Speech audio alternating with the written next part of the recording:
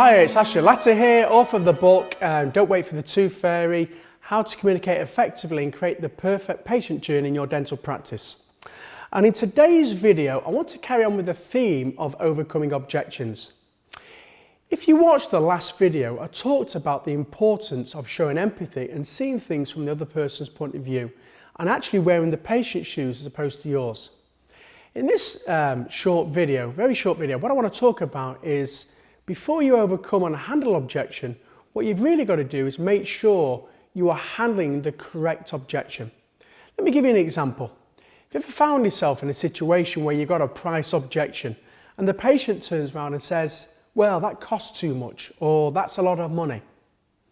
Now at this stage, you don't know what their concerns actually are.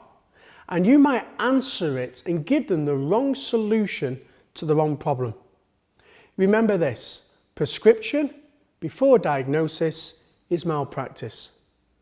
You must never ever offer the solution till you first find out what the actual problem is. So once you've showed empathy, once you've seen things from the patient's point of view, what I strongly do then after that is go back and try and get more information about the price objection than what it is. If you think about it, there could be several different price objections.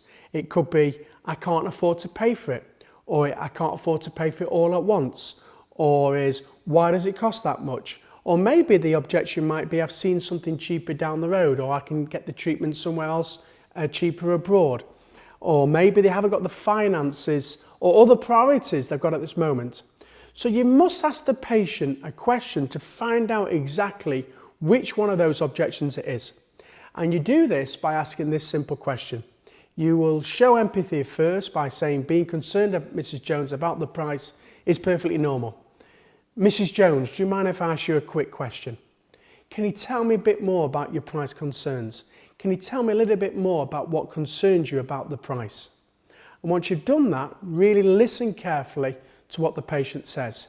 And hopefully then you'll find out what the actual problem is. Once you've done that, you can give the patient, of course, the correct solution. So, quick tip here, please, number one, obviously show empathy, but number two is get as much information about the client's concern as possible. If you don't do that, you might end up giving them the wrong solution, in which case you've then got lose-lose. Because if you think about it, who wins the race to the bottom? Well, everyone loses if you think about it. So I was telling you, and I was giving some coaching.